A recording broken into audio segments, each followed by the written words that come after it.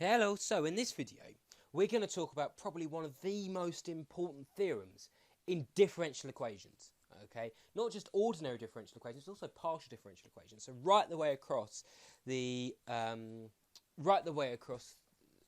subject of differential equations, this theorem is pretty much central, and it's something called the existence and uniqueness theorem.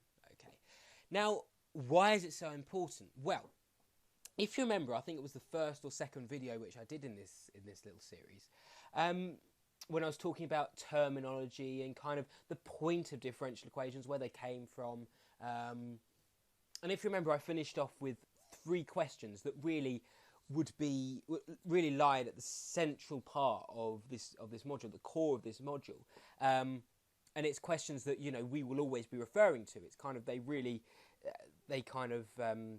at the heart of this module. And the questions were, there are 3 questions. The first question was, is there actually a solution? So when we're trying to solve a differential equation, is there a solution? Is there a solution? So in other words, before we jump in and kind of use all these fancy techniques about how to try and solve a differential equation, first of all, we've got to actually ask ourselves, well, is there actually a solution in the first place? Okay, and we actually call that existence, right? So that's kind of the first question that we need to ask ourselves. In other words, is there really much point in trying to solve this differential equation?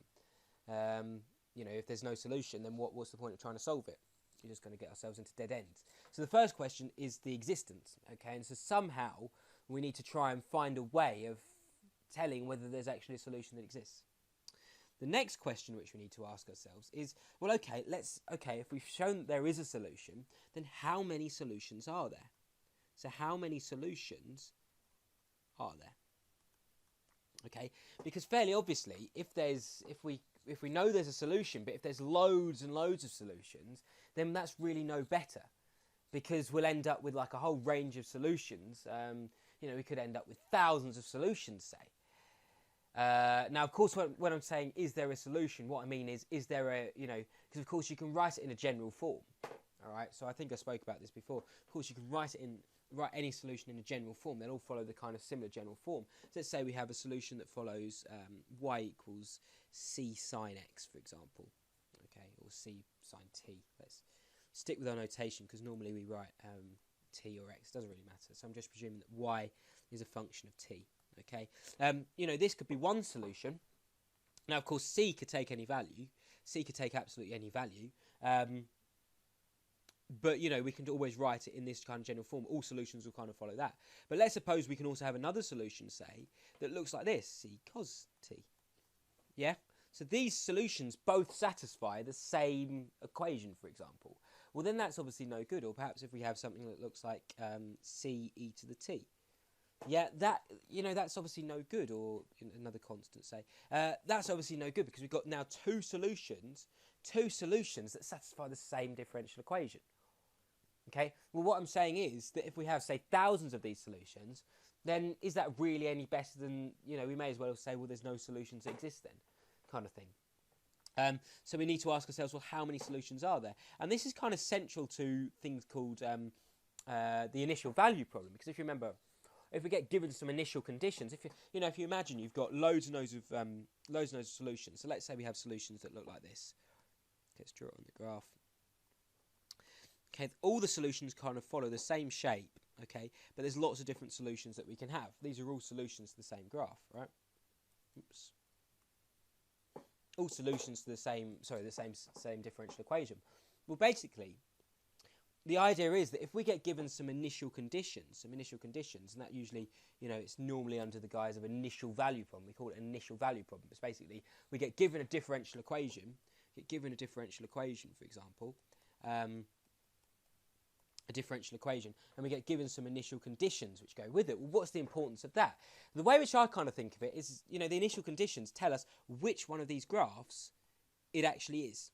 Okay, so in other words, it actually gives us some points. So say if this is t and this is y, okay, and say, for example, if we get given some initial values conditions, say like y of 0 equals 2, well, this is 0. So when we put t in for 0, we're here. Then you say get this graph out. This is 2, say. So, we get this we get this point here. Well, this point lies on this trajectory here. Yeah, oops. Lies on this trajectory here. So in other words, we don't need all of these other trajectories, and we know this is the actual solution that we need. So in other words, we can get rid of the constants. Okay, I think of it as almost like a bomber, okay, in a plane. And say, for example, if the bomber gets orders to say bomb, I don't know, some country. Okay, well, obviously a country is a pretty big space. There's loads of different options where you can actually bomb. Okay, so in other words, you're flying over the country, and you can literally pick any kind of position within that country to bomb. Okay, whereas if the bomber gets given some initial conditions, then basically, they kind of, I suppose, coordinates of the initial conditions. Yet then he knows exactly the position where he has to bomb. Yeah, so that's kind of the theory behind initial conditions. What I'm basically saying is that normally. Is that, when we get given initial conditions, we only want one solution out. We only want one solution out. We don't want loads and loads of solutions out. So, for example, if we get given initial conditions, we could have this graph, but say we could also have this graph here as well. Well, that's obviously no good. We only want one graph. That's the whole point of initial conditions. It kind of refines our graphs down. So, yeah, anyway, that's called uniqueness then. So, it should be only one. All right. Then the last question which I asked was, well, okay, let's suppose that a unique solution exists. Then how do we solve it? Okay, and that's, how do we solve it? And the last question is pretty much what we spend the majority of our time on in this course. But this video is going to be all about looking at these first two criteria. So it's kind of like it's important. But it's sort of so important, one of the most important theorems that we're going to solve, that we're going to look at. But we spend, relative to the rest of the course, we spend very little time on it. Because purely, it kind of, there's very little that we can get out of it. There's very little which we can apply to it. It's far more interesting to see how to solve a differential equation. So we just, we always get given, differential equations that have solutions which exist and which are unique.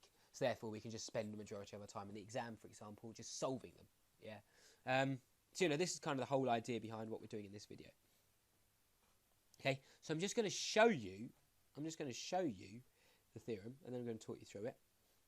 So the existence and uniqueness theorem. Let the functions f. That's our. If you remember how we had dy by dt equals f of ty. Okay, so our f is this thing here. It's our first derivative as well.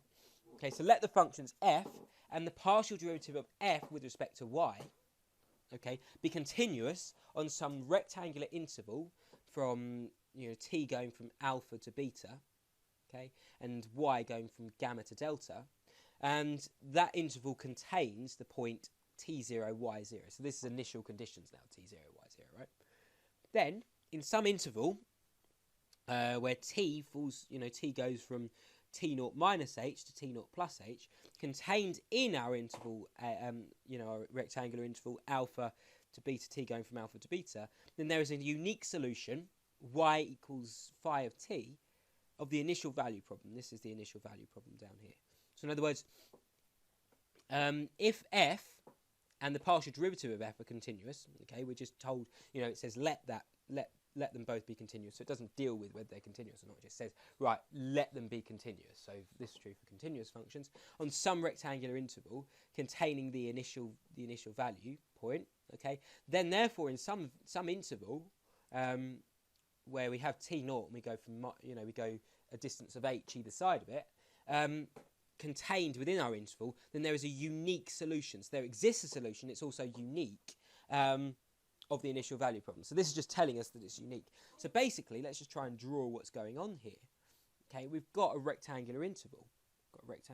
So this is y, and this is t. Okay, and we've got a rectangular interval. So t goes from alpha to beta. Okay, so this is the t bound. So if you like, the vertical bounds of our rectangle. Okay, and then y goes from gamma to delta. Okay, so this is now the horizontal bounds of our rectangle. Okay, so where's the rectangle then? Where's the rectangle? It's this rectangle in here. Yep. Okay, not very well drawn, but you get the idea. So that's the rectangle that we're dealing with. That's the rectangular region of our graph that which we're dealing with. So imagine then we have some graph, you know, some solution that goes like this. And maybe if I draw that a little bit better, something like that. There we go. So this is our function. Okay, this is our function that satisfies dy by dt equals f. Yeah, so this is our function now. I'm drawing it like this. It's not strictly speaking correct, but I'm going to draw it like this. It should be 3D, but I'm going to compress it to 2D to make it easy to see, basically. And we basically assume that f is continuous. In other words, you know, what do we mean by continuous? Well, there's no holes in the function. This would be a discontinuous function, something like that, and something like that. Okay, so something like that. That would be discontinuous because there's a jump there. Yeah, but basically we just assume that the whole idea behind continuous, that we can draw it with one continuous line without having to take our pen off the paper. Okay, so this is continuous. This is a continuous function, and then basically what we do is we plot our initial condition point. So say we get given some initial condition. So let's say our initial condition point is this one here. So this is t0, y0. Yep, this is our initial condition point. And then what we basically do is we consider a distance either side of it. So let's consider a distance either side of it. And it's the same distance either side, and it's a distance of h either side. So in other words, we've got distance h either side. So okay, this is t0. Okay, this is t0 plus h. This is t0 minus h. So this is effectively the interval that we're considering. This is the interval we're considering. So in other words, what this is saying is that for the points, for all of these points of the function, so all these points along here, that are close, to our initial condition, so close to this initial condition point t0, y0, okay, then there must exist, you know, there's no other solutions to these initial conditions. So in other words, what I'm saying is that when I put my initial conditions into my function, this is the only initial condition point that I get out. I don't, for example, get a point out over here, okay, for some value that are close to it. Okay, so for some value that is really close to this initial condition point, I don't get another point, say, here as well, or another point which is, say, here as well. There could be another point that lies elsewhere in the graph, but basically what I'm saying is that I can choose any value of h. There's no other point on the graph. Sorry, there's no other point on the graph because of my choice of value for h. So basically I can choose any value for h. Okay, and what I'm basically saying is that for any value, okay, so for any initial conditions which I put into my solution, okay, then there must exist a unique solution. I'm going to call that unique solution y equals phi of t. So in other words, there's no other point along this function that satisfies. Oops, where's that gone? Just draw it back in again. Something like that. There's no other point on my function that satisfies my initial conditions. Okay, so in other words, my initial conditions only give 1 point and only 1 point alone, and that's called unique. Okay, so that's basically all the theorem is saying. That's all the theorems is saying. Now, okay, so fine, but how is that useful? So basically, this theorem is telling us that there exists a unique solution. Okay, that's all the theorem is saying. So I've looked at all basically what the theorem is saying, but how is that useful? How can we kind of go about using that theorem in kind of a real world application? So, first thing which I need to do is that I need to say, well, I can consider my initial value point to t0, y0. It's sufficient enough to consider that at the origin.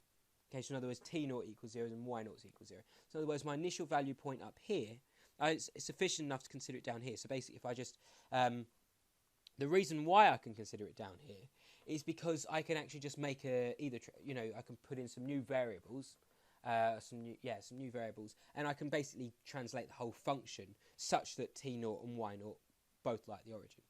Okay. For example, let me just show you this example. Y equals x squared plus 4x plus 4. Okay. Well, first of all, note that I can factor this to x plus 2 all squared.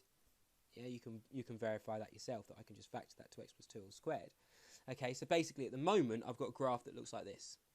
So this is x and this is y. Okay, this is x and this is y. And so for example, I've got a quadratic graph that lies over here. Okay, and this is going through minus 2 over here. So this is the point minus 2 over here. Basically what I want to do is I want to move this point. So this is minus 2, 0, right? Basically what I want to do is move this point to the origin. So the way which I do that is translate the whole graph to the origin. And the way which I can do that is if I let, say, A now, if I let A equal x plus 2. Okay, if I let A equal x plus 2, then basically what I'm doing is I'm using new coordinates. So I end up with, what do I end up with? I end up with y equals a squared, right? Because I've just replaced x plus 2 with a, right? But now I need to change my coordinates as well. So in other words, I get my graph which I want, because I'm going like this now. Okay, this is still y, but this is now a. So in other words, I've changed my coordinates. I've changed my coordinates such that I've now made my the point which I want my initial condition to lie at the origin. Okay, so that's kind of the basis behind which I want. So basically, it's, I can say that t naught is the origin. I can consider t naught and y naught to be the origin. So the initial conditions can be at the origin. Okay, just purely because if necessary I can make a substitution. So therefore, if my initial value is at my problem, what was my initial value problem? Well, it's df by dt. This was my differential equation, and I was given some initial conditions, and it was y of t naught equals y naught. Well, I've just said that y naught and t naught are just at the origin. So therefore, my initial value problem becomes y naught equals 0. So my initial condition becomes y naught equals 0. So when t equals 0, my y value equals 0. That just makes things so much easier to deal with. Okay, because I don't have to deal with numbers anymore. Okay, and it just makes things so much easier to deal with. So basically, because I can make a translation if necessary, like similar to what I'm doing up here, to make, my point lie at the origin. Okay, that is fine. Okay, I can consider it to be at the origin. Okay. So how can I use this? Well, the first thing which I need to do is I need to convert this differential equation. This is a differential equation into something called an integral equation. So fairly obviously, an integral equation is just going to be, hopefully you can see that it's just going to be the integral. So basically, in order to convert it into an integral equation,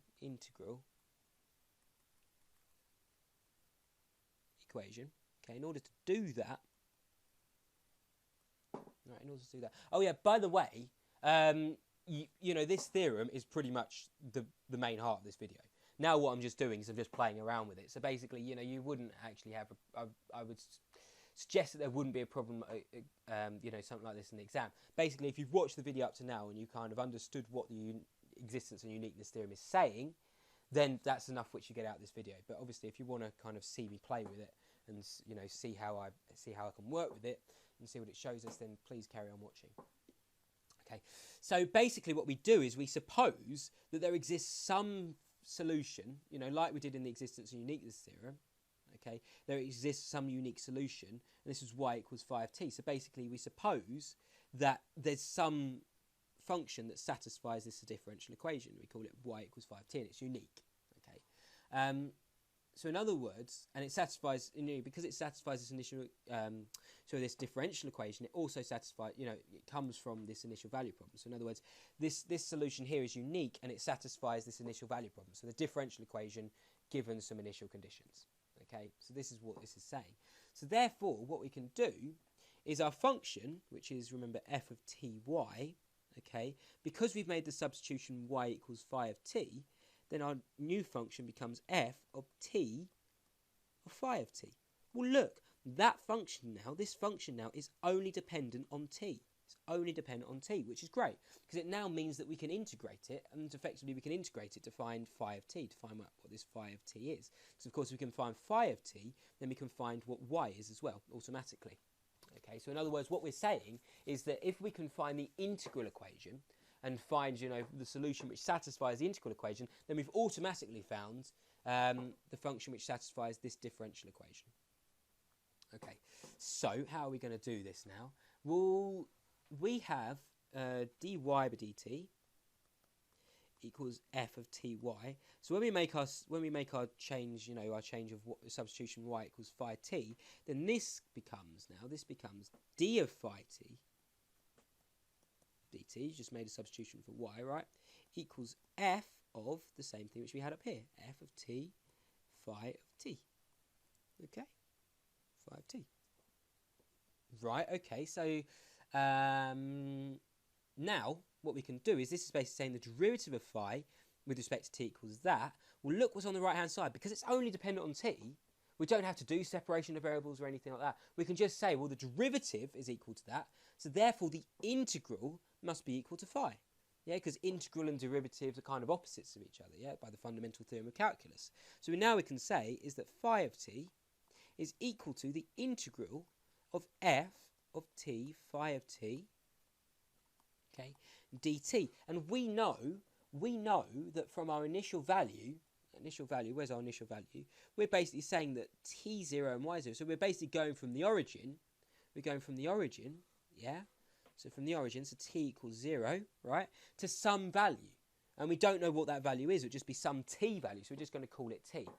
So basically, these are our limits now, because from the initial value problem, we're going from the origin to some value, right? So this is what it now becomes, okay?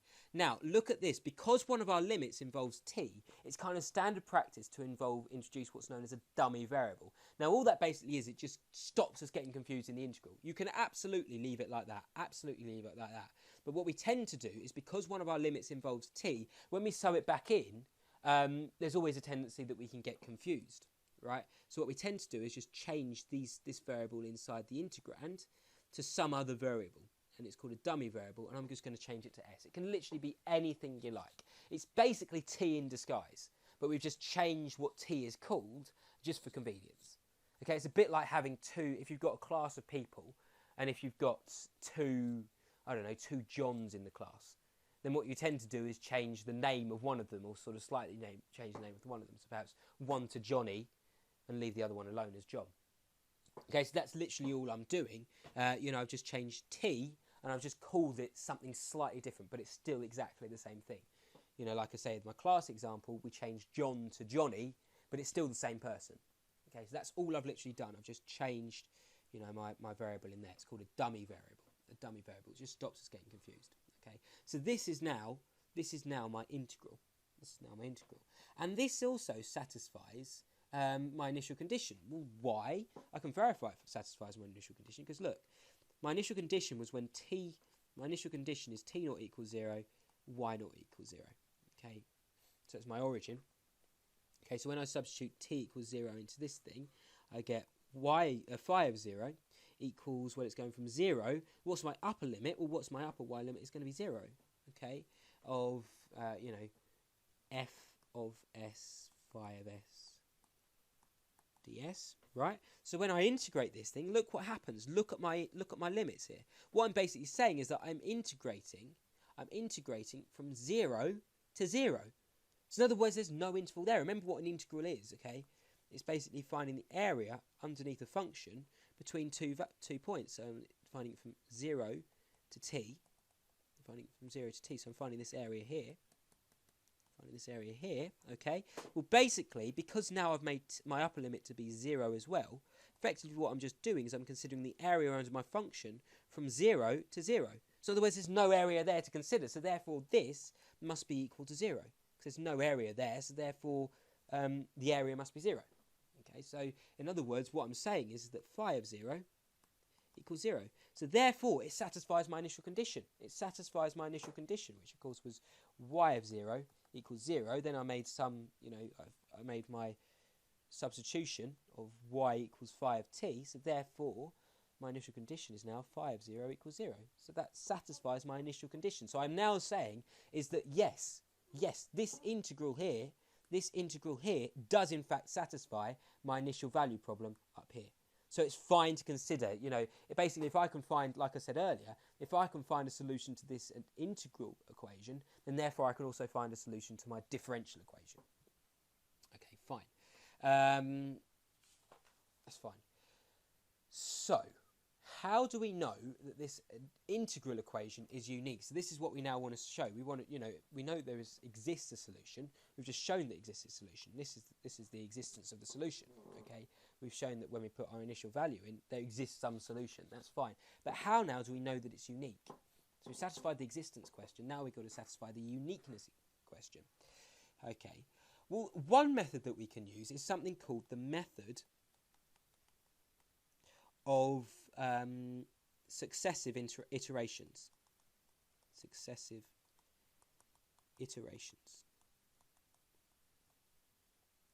Okay, and this is sometimes called, I suppose, Picards' iterative method. Okay, Picards' iterative method. And this is known as the method of successive iterations. Well, what is an iteration? Well, an iteration is just a sequence where effectively you use the answer of the previous element in the sequence to get the next. So in other words, you know, we've got an input. If you think about it as a function, we've got an input which we then put into something. This is our function. Okay, this is our function, and we get an output out of that function. Okay, well then the output of that function effectively becomes the input again, and then we get another output, and then it's kind of this continuous loop. Okay, and this is all an iteration is. So we use the output to become the new input. Okay, so in our case, we want to we need, first of all, in our case, what have we got? Well, we've got actually, do you know what? I'm going to do it with an example.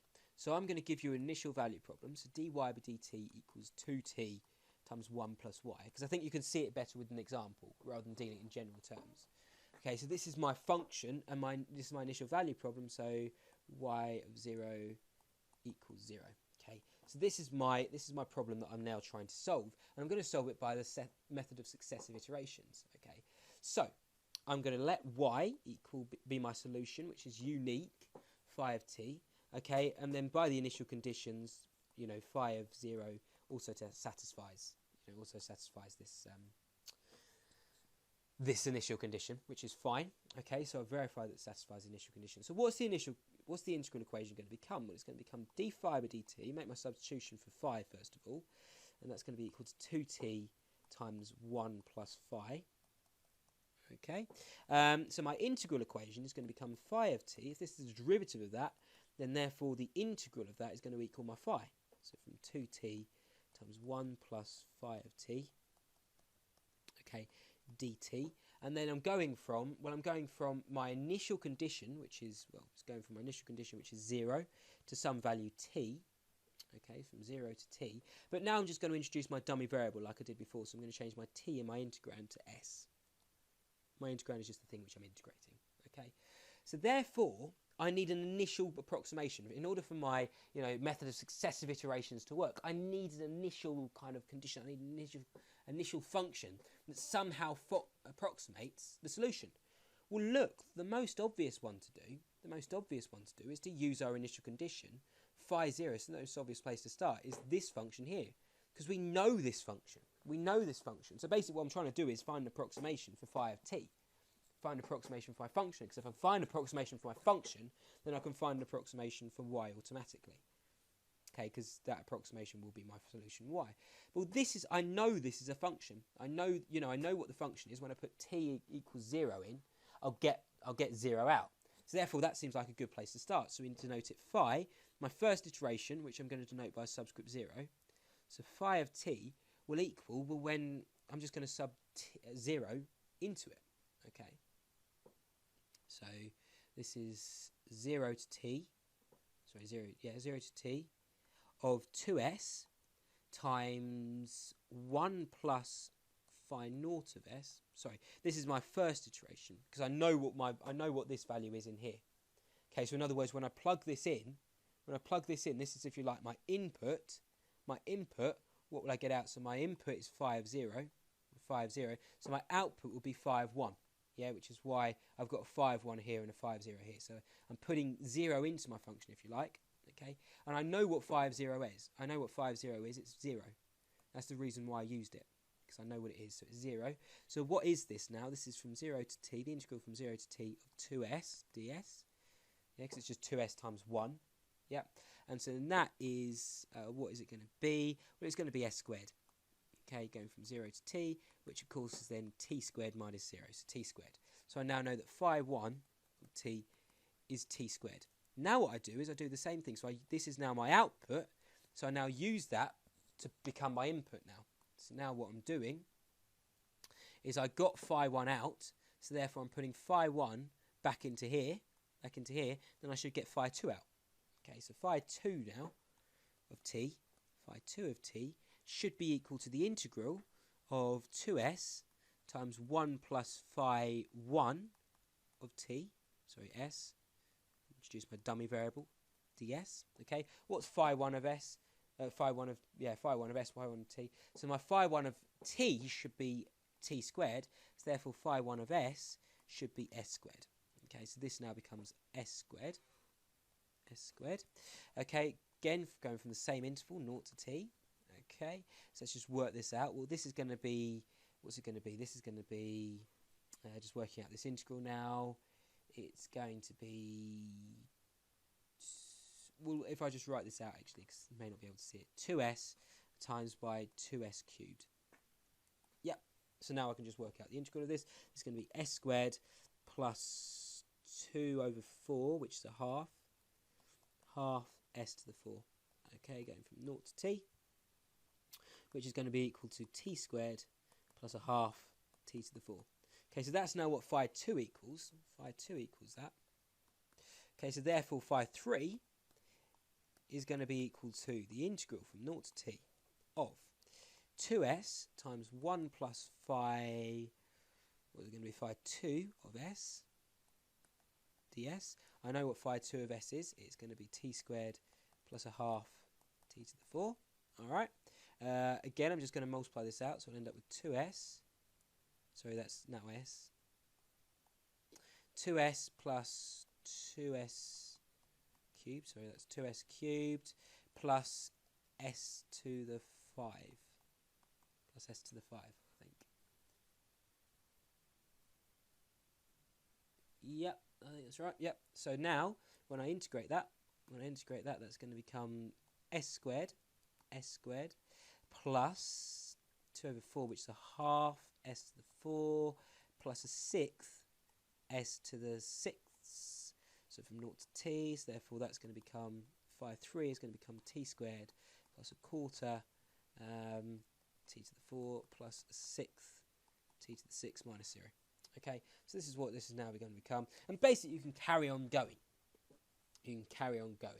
Okay, and eventually this will form a long sequence. Eventually this will form a long sequence. And basically the idea is that we want to form a sequence. So form a sequence of all of these functions. So phi 1, phi 2, phi 3, okay, and carry on right the way through to phi n. In fact, if we hope it's an infinite sequence, so we can carry on going as well. So what was phi 1? Well, phi 1 was t squared. Phi 2 was t squared plus a half t to the 4.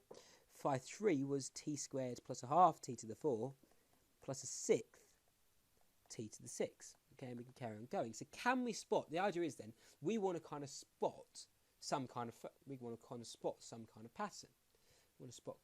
of pattern. Well, look.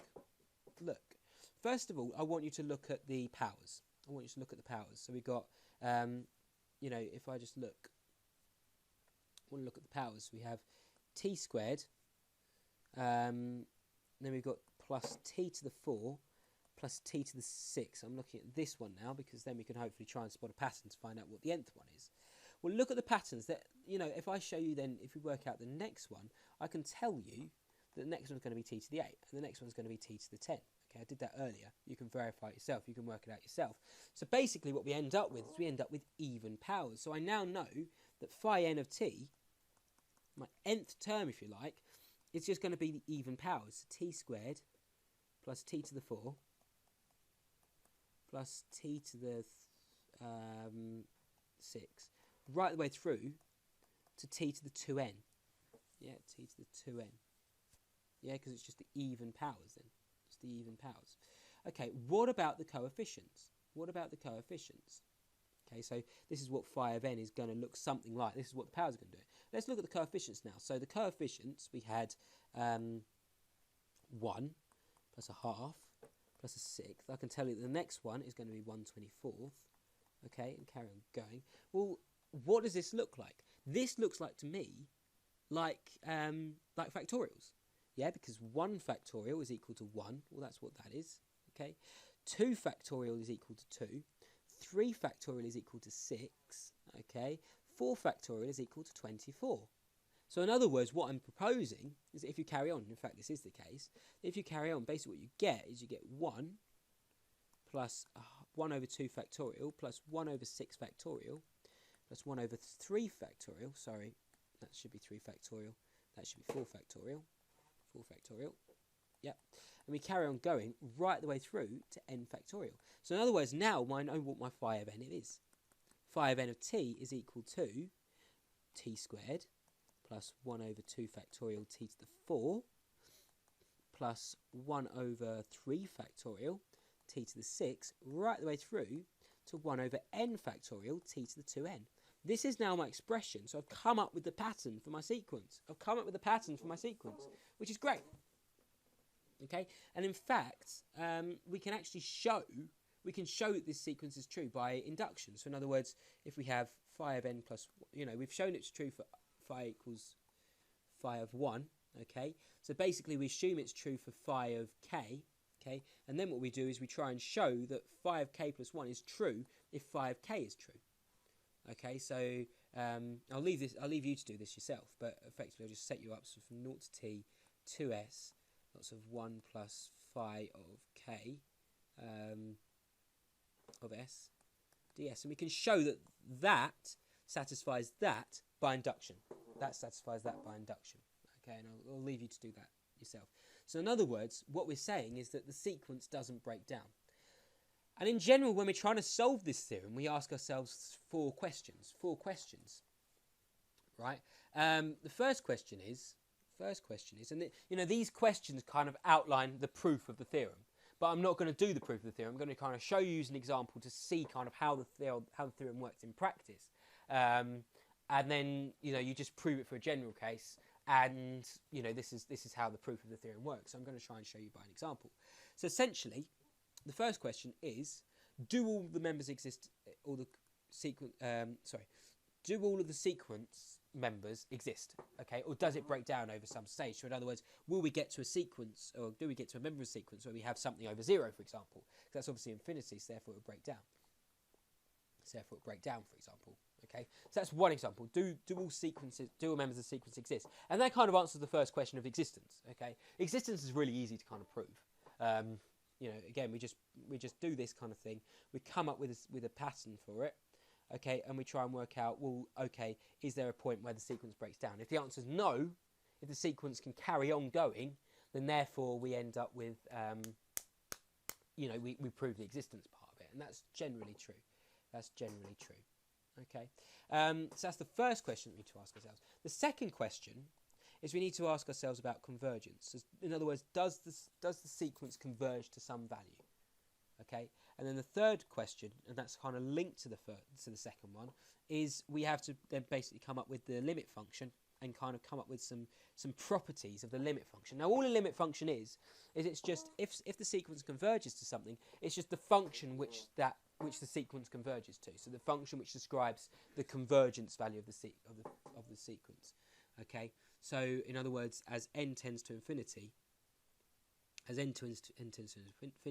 What does phi of n converge to? Okay, what does phi of n converge to? And that is the limit function. What it converges to is the limit function. Okay, and you can find that out in this case because phi of n is equal to the integral, okay, of f of s, phi of s, ds. Okay, so this is kind of will give you the limit function if you like.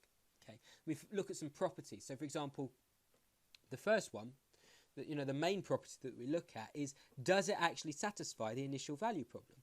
Because if that limit function satisfies the initial value problem, then therefore it will satisfy the differential equation automatically.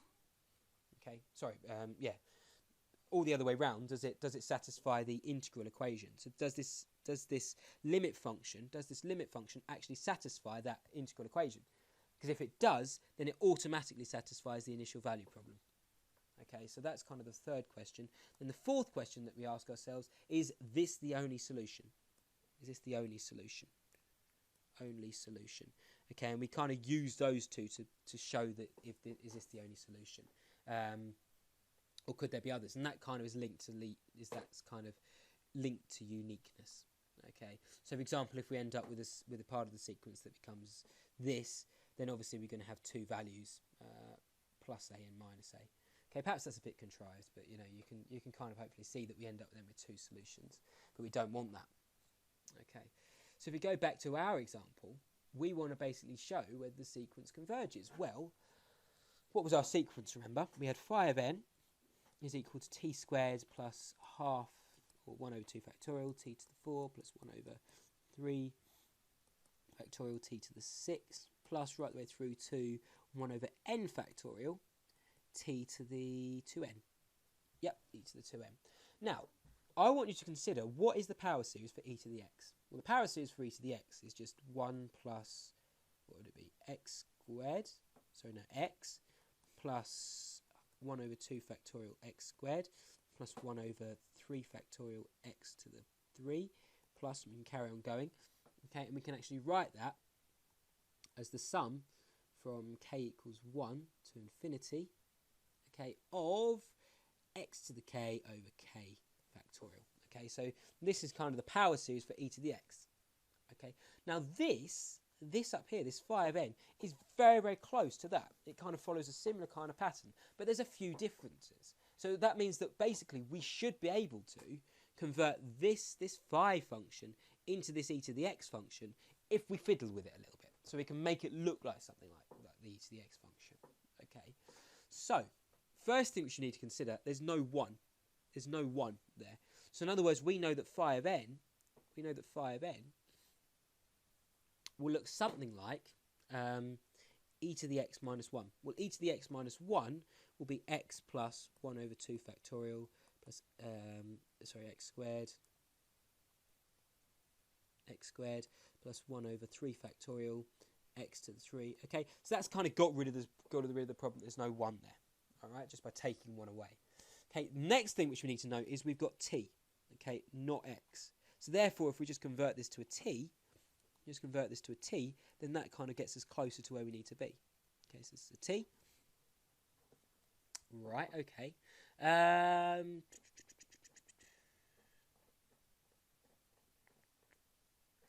Next thing that we need to do is note the powers. Well, look, this is t to the 2, this is t to the 4, this is t to the 6. This here, at the moment, is t to the 1. This is t to the 2. This is t to the 3. So in other words, we need to double the powers. Well, how can we do that? Well, look, if I write t squared, look what it becomes.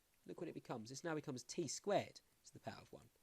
This now becomes t squared to the power of 2. This now becomes t squared to the power of 3. Yeah, which of course is t to the 2.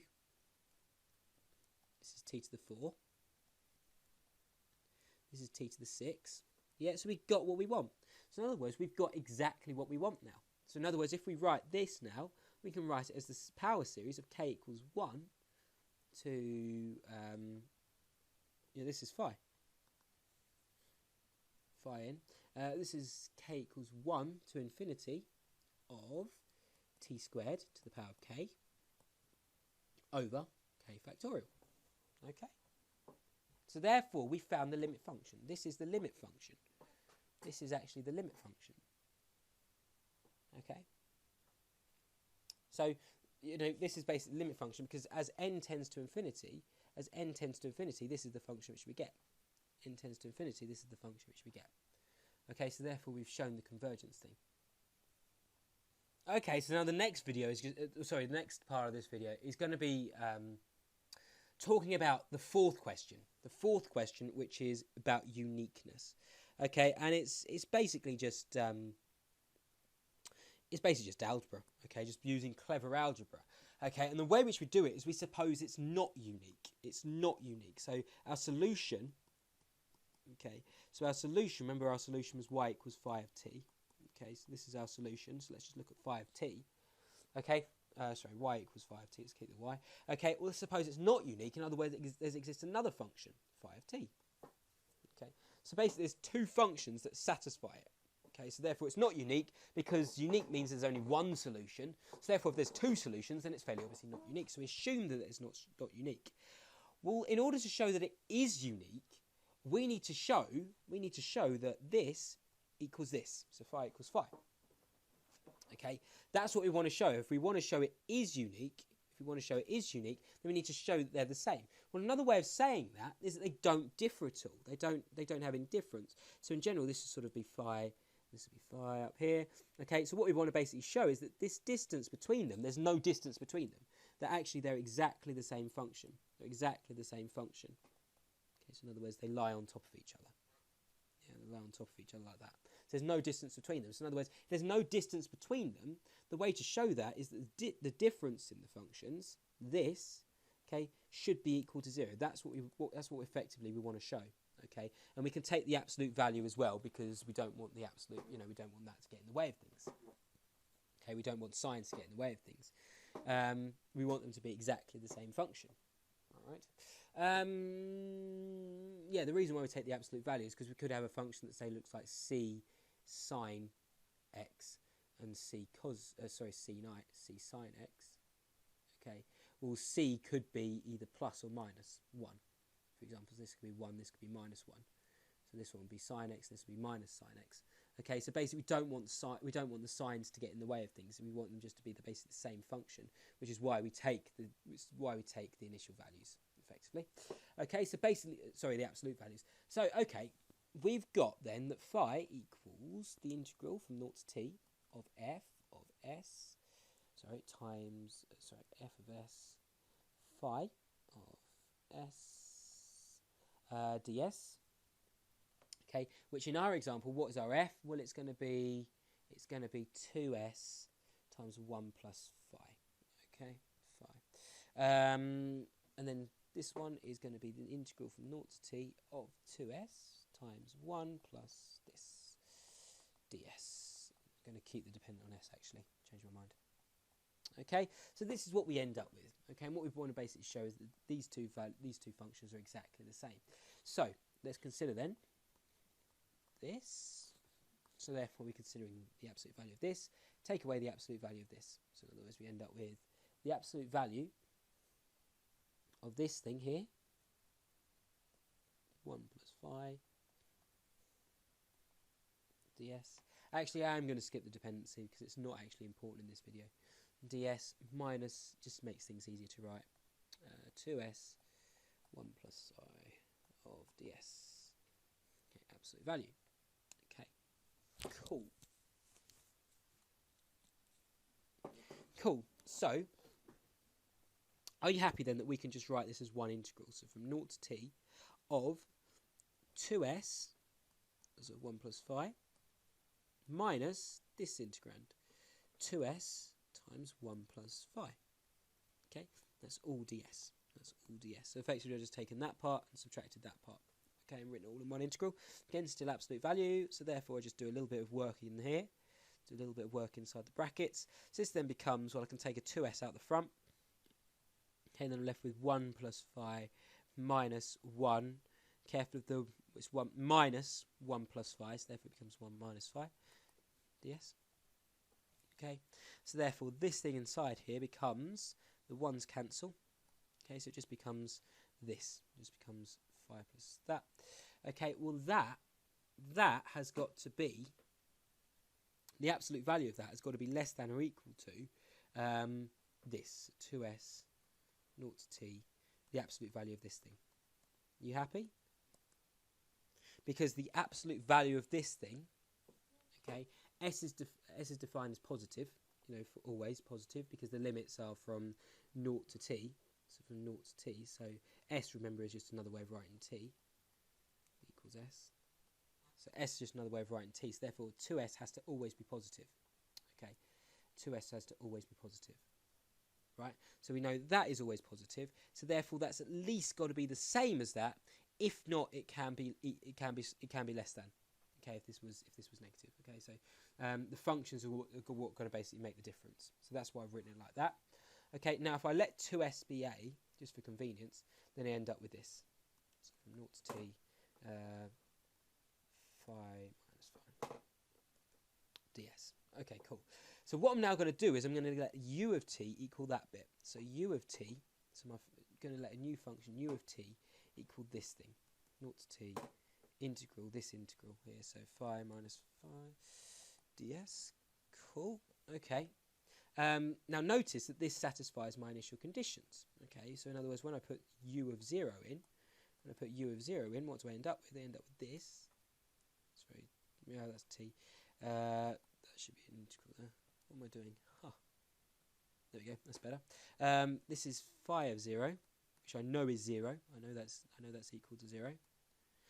Minus phi of 0, which again by the initial conditions, because that is just another way. You know, it satisfies the same initial conditions. Therefore, that must also be 0 as well. Satisfies the same initial conditions, yeah, because you've got y equals phi of t and y equals that thing of t. So in other words, when I put 0 into these two things, when I put 0 into those two things, they should both be 0 as well. All right. So those are both 0. So therefore, I just get the integral of 0. Okay, which of course is just going to be 0 as well. It's going to be 0. So therefore, I can say then that satisfies the initial conditions. There you go. So that equals 0. Okay, by the initial conditions. Oops, there we go. That equals 0. So therefore, now I can do u of t. Now, what do I end up with here? This is slightly more trickier to see. So I end up with phi of t minus phi of t. Okay, ds. So I've just replaced t with s. Yeah. Well, that has always got to be positive. That's always got to be positive, right? It's always got to be positive because I'm assuming t is some positive number. So therefore, that has got to be positive. So that's got to be greater than or equal to 0. Okay, if I assume that t is positive, always positive. Okay. Now notice if I take the derivative of t, if I take the derivative of my function, that is going to be the derivative of this thing here. The derivative of this thing here. Yeah, because if the integral of this thing is equal to that, then therefore when I take the derivative of that, effectively the integral and the derivative cancel out, right? So it's going to be this. Right? So therefore I can say that u is differentiable. U is differentiable. Okay. Now look at this. If I take u dash minus au, okay, what do I end up with? I end up with this thing, this phi minus this, minus a times my u of t, which is that thing there. A times the integral from 0 to t of phi minus psi ds. Okay, so we've defined this. We defined this earlier as, up here, where did we define it? There we go. What did I write up here? This was this thing. Yeah, that thing has got to be less than that thing. Well, that's exactly what I've defined up there. Okay, so this is exactly the same thing, and I've defined this already. Phi minus psi has got to be less than or equal to a integral 0 to t phi minus psi ds. Okay, I already know that's the case, so therefore I know that this is less than, or very at least the same as that.